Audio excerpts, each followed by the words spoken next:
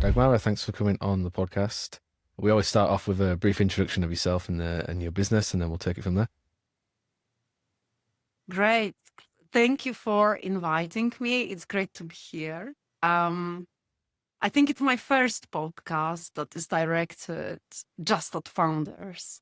So congratulations on the idea. I think we need more of those um, uh, kind of podcasts that demystify the life of a founder. Yes, that's it. Do you want to give us a very brief introduction of the business first, and then we'll sort of go back and then pick up on the business as well? I'm Dagmara. I'm the founder of FlowCity. And the business started out because we've realized that billboards, which we at FlowCity make very easy to buy, have been difficult to buy. So we set out to build a platform that makes it very easy to plan and buy billboards really effectively. So whether your budget, no matter what your budget, you are able to plan a campaign and get results. And that has previously been very, very challenging. Like I say, we'll come back to the business in more detail a little bit later. Do you want to take us on a quick tour of your career before the business, and then sort of lead us into how the business came about from where you were? I've always wanted to work in media. I was fascinated by television and newspapers and magazines. I actually trained as a journalist because that was really the route to get into media back in the day. But I quickly got very interested in the commercial side of running a media business. When I worked for a broadcaster, I realized what an important role billboards play in getting attention and awareness of any programming. And I realized that whilst you can plan TV and online quite smartly, billboards were still lagging behind. And it wasn't until billboards became digital that change of getting content in the real world in a smarter way, in a more measurable way, became possible. And I actually went to my boss with an idea that our corporation should look at that space. He gave me his blessing to go and do it on my own. And to this day, I think he's the godfather of the idea, because he said, I think I said it previously in a podcast, he said, looked at me and said, "You want to do it here?" And that was the sentence I needed to pluck up the courage and do it on my own. And he's been very supportive ever since. But when I first went out to get fundraising for the business, it was really just a tiny team and a dad. And yes, I was lucky enough to have an investor that understood the sector and help us get first clients, all important clients. And the rest is history. We then built the software and were really catching up with the business. The software was catching up with the business rather than having a software and then trying to make a business out of it. Yeah. Just to touch on one point that you made of your old boss saying you really want to do it here. Is that because you were I'm guessing that you were in quite a big corporation and things move slowly, and getting sort of new ideas across to senior people would take decades. Yes, it's pretty much impossible to innovate within a corporation. There are some exceptions to that statement, but as a general rule, when the business is good, you really don't want to do anything that distract from that, or, God forbid, undermine what is working really well. Yeah. I had a similar discussion with a friend at Google when I heard from one of the investors, well, why wouldn't Google do it? I actually got really freaked out and went to speak to a couple of people that were very close to Google Ads and Google AdSense. And I asked them, what would it take for Google to do it? And the answer was surprising and actually predictable at the same time, because the current advertising model of Google at the time was so robust that there was no appetite to change it or to chase a very niche business. Outdoor, programmatic outdoor that we are operating in, it's still a tiny business by comparison. But getting that question from an investor as an inexperienced founder was quite difficult. I don't have the experience or the confidence that I have now in what the sector is. And I think it's a key to successful fundraising. You really need to be very well prepared and be very well confident for questions like that, not to throw you off, not only at the meeting with the investor, but it can actually make you lose faith in the whole venture, which wouldn't be a good thing, because we've managed to build something really, really good. I've seen some of the platforms and it is really, really good. Would you have done anything differently?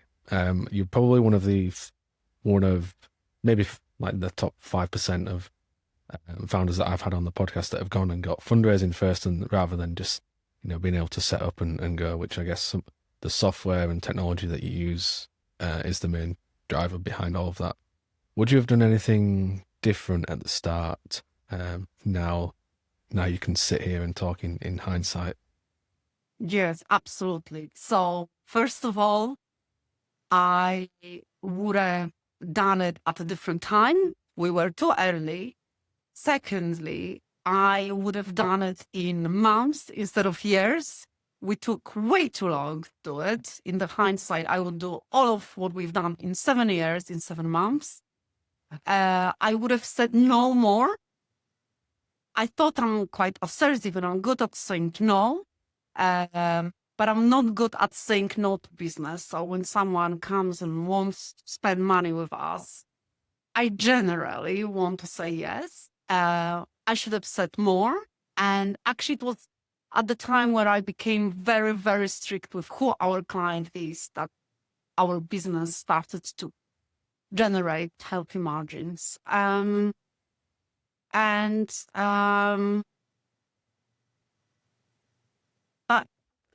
think those are, and I would have raised more money.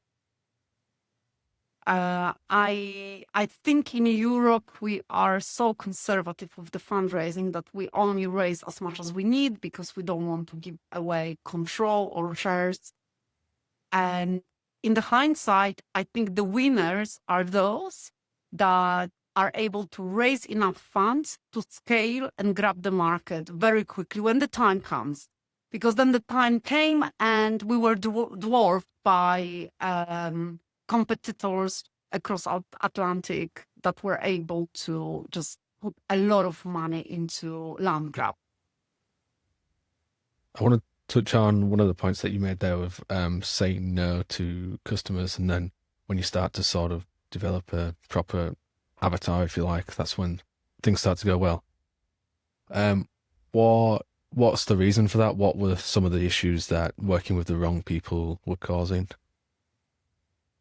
When you say yes to a client simply because the contract is big, it distracts you from your normal sales operation. So a typical sales operation is that you win business continuously, avoiding feast and famine situation.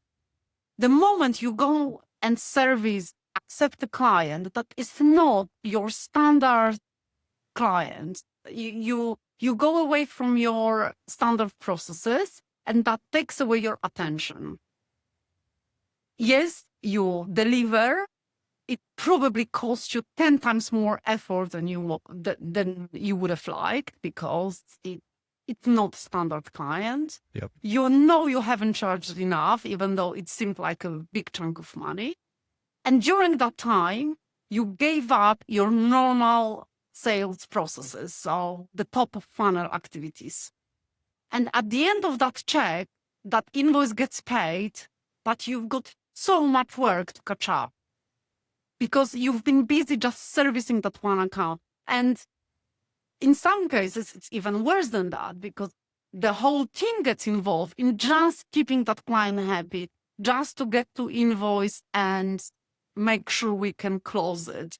And everyone is exhausted. The business has not grown. We have not learned anything from that. It's not scalable. It's not repeatable. It's sometimes just doing something for money can be very, very expensive. And we've done that a few times. What's the moment then that you stop that and realize that this is distracting us from everything? Is there one particular thing, or is it a bit of a... So it can be hard especially when you've raised money and you've got people to show what's going on. When some months can get a bit tight, then I guess that's when you start saying yes to everything. But yeah, is there one moment that changes that? And yeah, we'll go into that. Yeah, the moment is when you are able to let it go with all the consequences. So we either get the right clients at the right amount of clients at the right margin, or we don't have a business.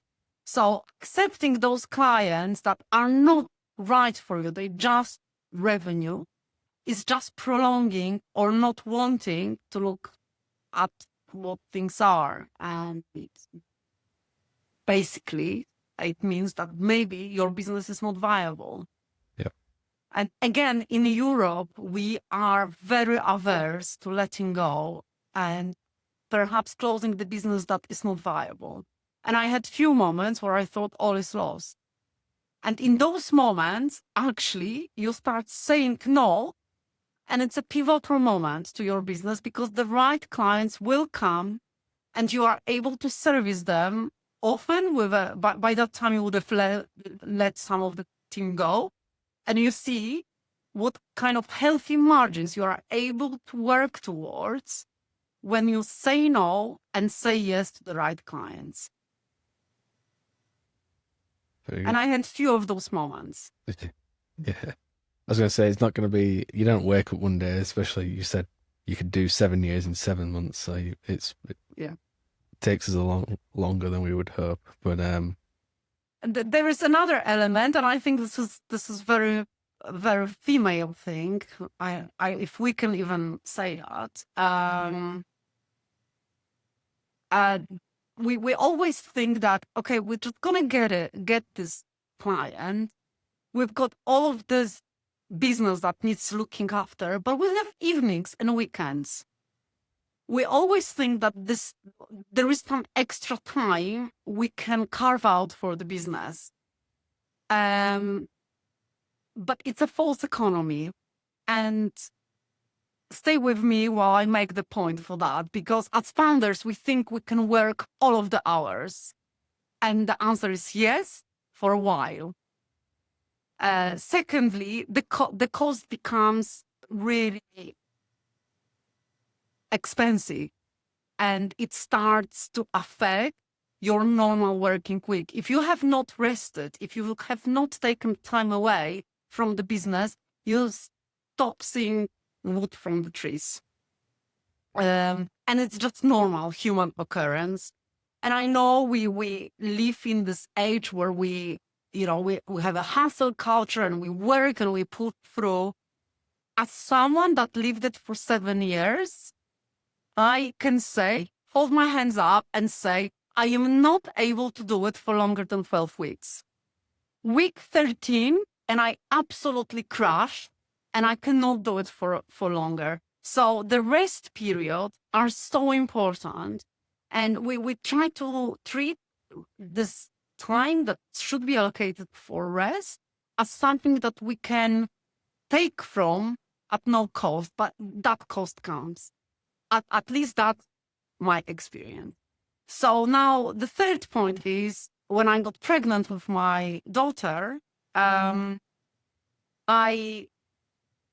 lost all of that extra time that I was able to use. All of a sudden, I was more tired. I needed more rest. And I had to say no to more things.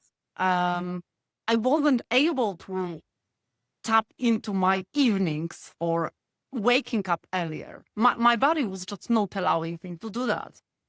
And then I've actually completely changed the hygiene of how I work since becoming a mother. I realized that for a sustainable business, for something that can run for a longer period of time, you need to be better at planning your time and rest. And that actually gets me to another point, which I'm often asked about. How do you know, how did you come up with the idea and how did it work? And from my experience, we were just able to sustain this software, this idea for long enough to wait out the moment when the market was ready. Yes, we were too early, but if we have adopted this scale fast and, sink or fly attitude, we wouldn't be here like a lot of our competition. But we've adopted a more sustainable way of doing the business that had to be self-funding with healthy margins. And that allowed us to be at the right moment when the market was ready. So there are two ways of doing it. You either raise a lot of money and that gives you a very, very good runway, or you plan your resources like time and energy in a smarter way. It's one or the other. Yeah.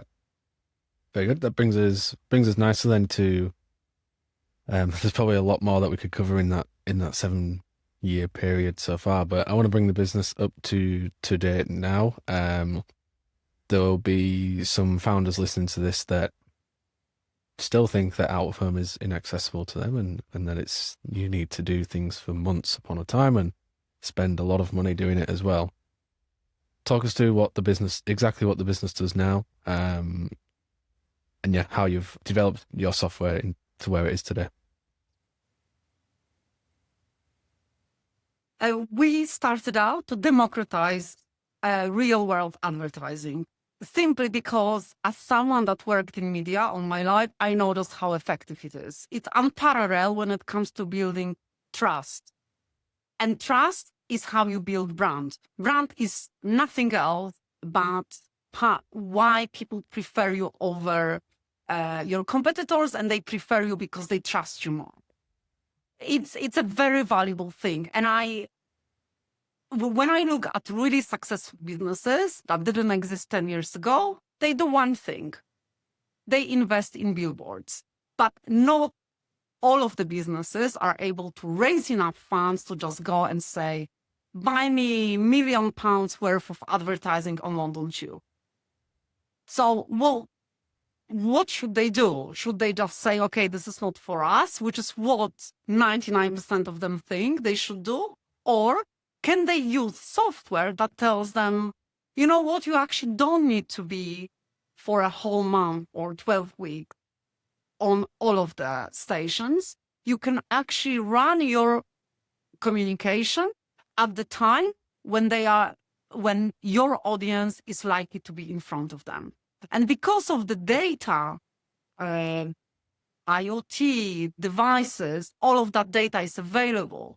We plug that into the platform, and thanks to that, we are able to deliver ads in a more cost-effective way, only when they have a chance of actually delivering business value. What that means is, first of all, you can test, you can turn the ads on and off at any time, and you can make changes mid-flight. But most importantly, we took out the planning guesswork out of home. Because how do you know whether one billboard is more effective than the other? Why one digital screen would be right for you? Should it be on the screen targeting people leaving the station or entering station? I mean, it's a very expensive and time-consuming process that was done manually for many years, and we've changed that. So now it might be good to walk through a business comes to you, they want to do an out of home campaign. What's the process for them that they go through to get that up and running from start to finish?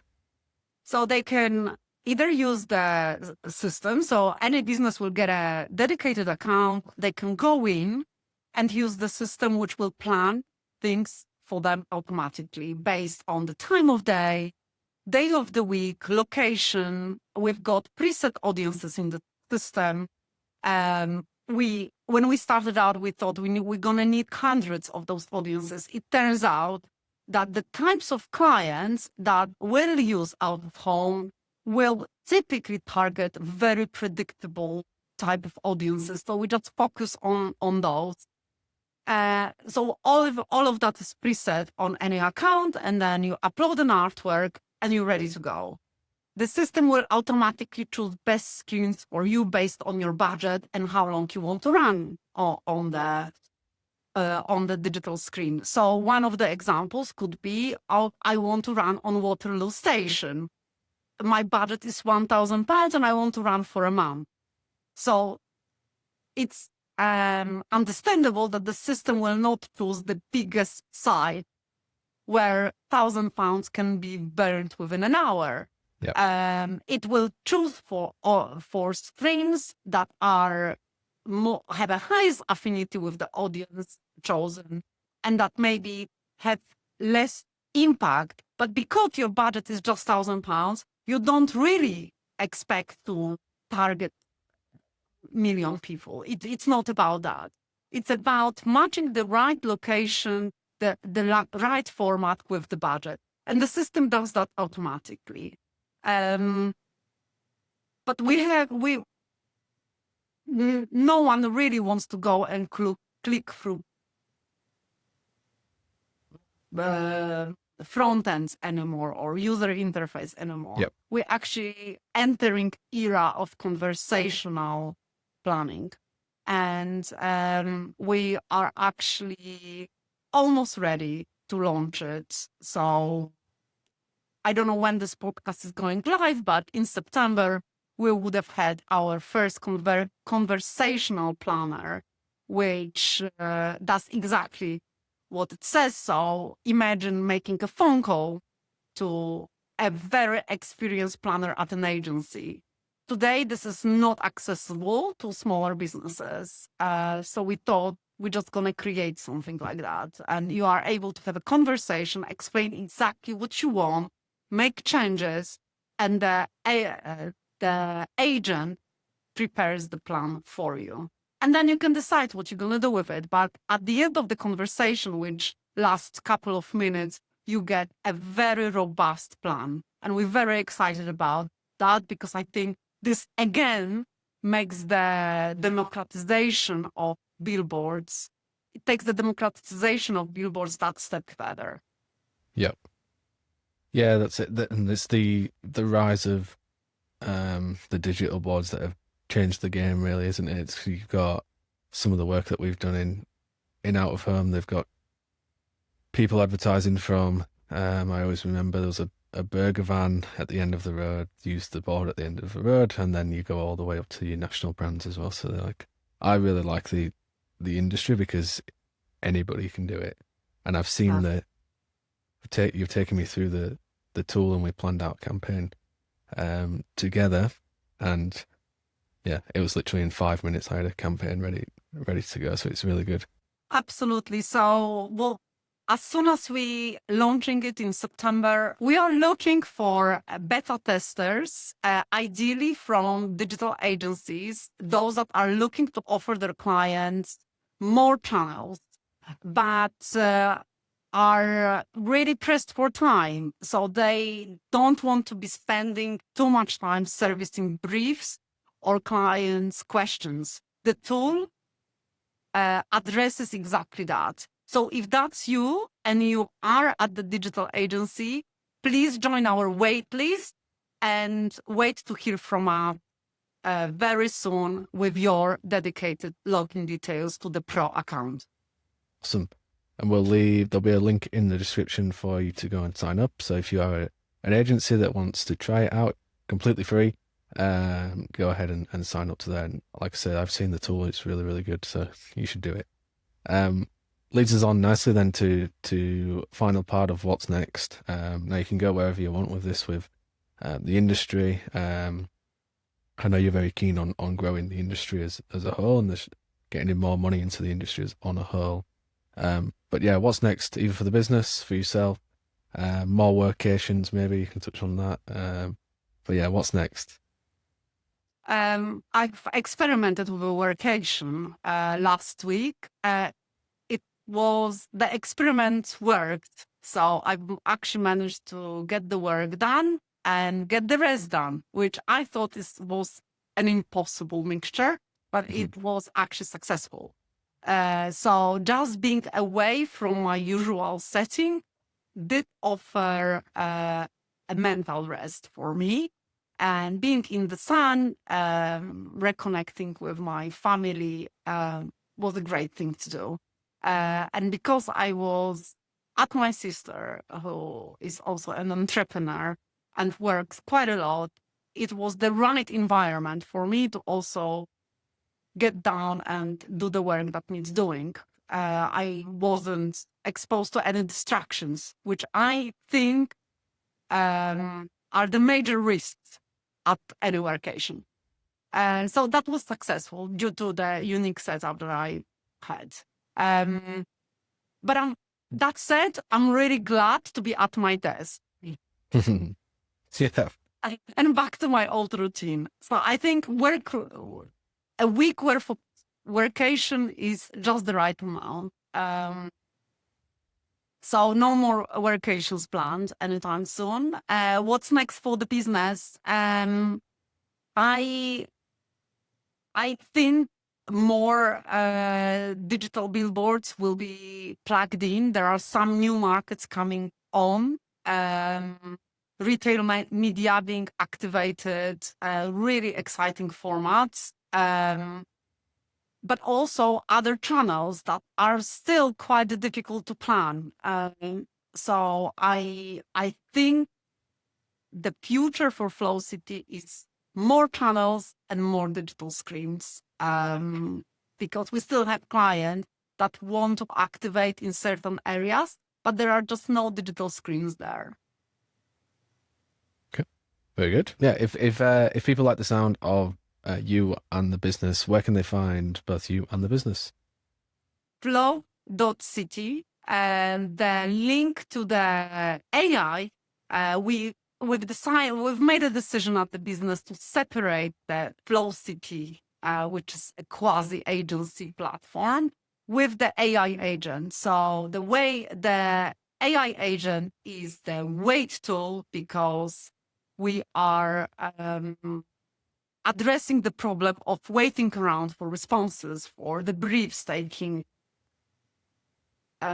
inordinate amount of time to be responded to. And the link to the AI agent is WayToDo.city. The business is Flow.city. Very simple. Awesome. Well, Dagmara, it's been really good to talk. Like I say, I like this industry, so it's good to see how it's evolving, and yeah, it'd be interesting to see where we're at in a few years' time, especially with the like I say, the growing inventory of digital boards, and like you touched on, new channels as well, which will be interesting to look at soon. So thank you for coming on. Thank you so much for having me. It's been lots of fun chatting to you.